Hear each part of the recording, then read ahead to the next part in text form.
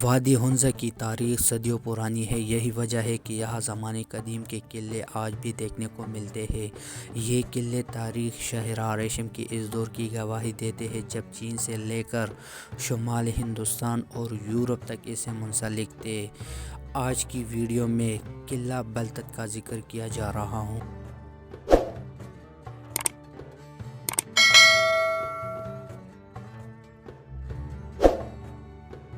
750 سال پرانا پرشک قلعہ بلتت آج بھی پوری شان و شوکت سے اپنا وجود قائم کیے دکھائی دیتا ہے۔ کہا جاتا ہے کہ ہنزا کے شاہی خاندان کے دو بھائیوں پرنس شاہ عباس عرف شابوس اور پرنس علی خان کے درمیان پیدا ہونے والے تنازع کے نتیجے میں قلعہ بلتت کی تعمیر عمل میں آئی۔ قلعہ بلتت کریم آباد میں واقع ہے جو کبھی ریاست ہنزا کا دارالحکومت ہوا کرتا تھا۔ 1945 تک یہ قلعہ ہنزا کی امیر زیر استعمال رہا، لیکن بعد میں انہوں نے کریم آباد میں گرینائٹ پتھر سے بنے خوبصورت محل میں رہائش اختیار کر لی تو یہ خالی ہو گیا۔ 1990 میں ہنزا کے آخری حکمران کے بیٹے نے قلعے کو باقاعدہ طور پر بلتت ہیریٹیج ٹرسٹ کے حوالے دیا، جس کے بعد اس کی بحالی کا کام شروع ہوا جو 6 کروڑ روپے کی لاگت سے 1996 میں مکمل ہوا۔ ایک اور اونچی پتھر کی چوٹی پر واقع اس قلعے کی بناوٹ تبت طرز تعمیر سے مشابہت رکھتی ہے۔ وہاں کے شہر لاسا میں اس سے متشابہ پٹولا پیلیس موجود ہے۔ مقامی تاریخ دانوں کے مطابق ہنزا کے حکمرانوں نے بلتستان کے شہزادے سے شادی کی تھی اور جہیز کے طور پر آنے والے کاریگروں نے قلعہ بلتت کی تعمیرات کی تھی۔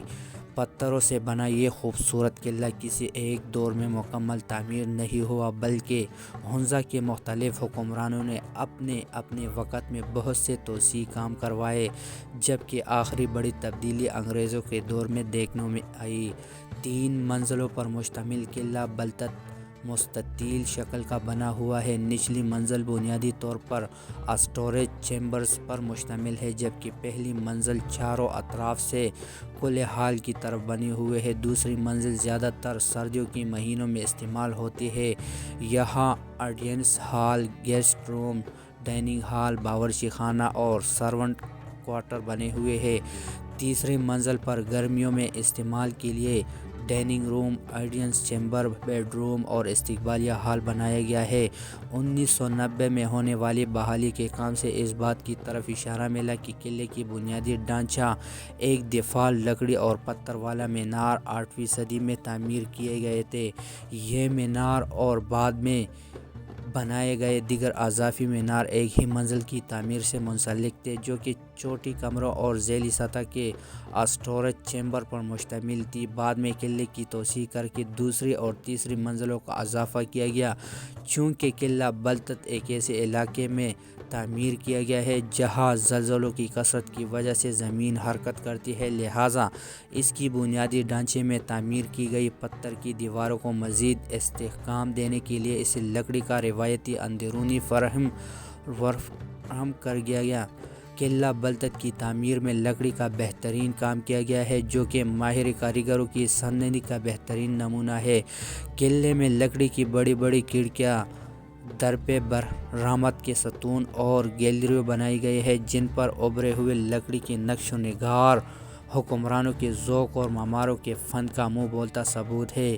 کئی جنگوں کے بعد بھی اپنا وجود برقرار رکھنے والے قلعہ بلتت ہنزا کے امیروں نے 72 دروازے بنوائے۔ قلعے کے اندر داخل ہوتے ہی گویا معلوم ہوتا ہے کہ 7 صدی پرانا دور میں پہنچ گئے ہوں۔ قلعے میں 53 کمرے ہیں۔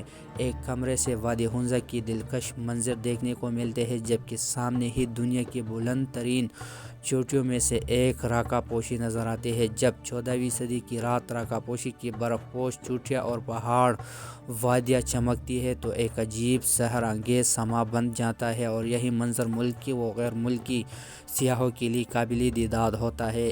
ایک اور کمرے میں دیوار پر مکانوی طور پر تیار کردہ قالین لٹا ہوا ہے۔ قلعے میں پرانے زمانے کے ایک بندوق بھی موجود ہے جس کے بارے میں کہا جاتا ہے کہ یہ 18ویں صدی میں ایک روسی جاسوس نے اس وقت حکمرانوں کو بطور تحفہ دیا تھا۔ ہنزا کی میر اور رانی کے شاہی لباس اور قدیم زمانے کے موسیقی کے آلات آج بھی قلعے میں محفوظ ہیں۔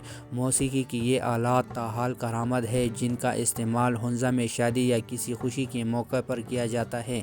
قلعے کے باورچی خانے میں پرانے وقتوں کے لوہے کے برتن رکھے ہوئے ہیں۔ یہاں ایک تہہ خانے میں جیل بھی بنی ہوئی ہے جبکہ چھت پر پرانے زمانے کی ایک توپ موجود ہے۔ قلعے میں حکمرانوں کے دربار لگانے کی جگہ اب تک وسیع ہی ہے مگر وہاں سیاحوں کو بیٹھنے کی اجازت نہیں دی جاتی۔ برصغیر کی تاریخ میں اکثر ایسا ہوتا ہے کہ بادشاہ اور شہزادے اپنے محبوبوں کے لیے شاندار قلعے اور محل تعمیر کرتے تھے۔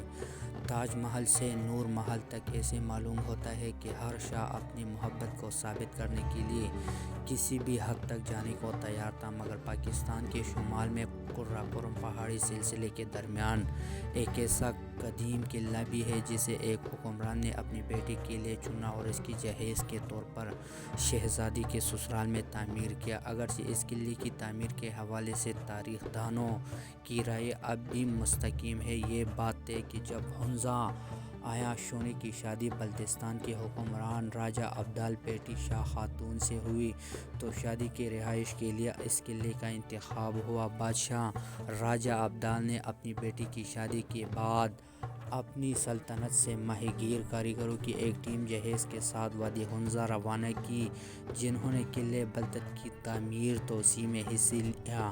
قلعہ بلتت کی تعمیر کے حوالے سے کئی داستانیں سنی بہ سنی صدیوں سے چلی آ رہی ہیں اور آج بھی اس قلعے تک آنے والے سیاحوں کو یہاں کے مقامی لوگ یہی قصے سناتے ہیں۔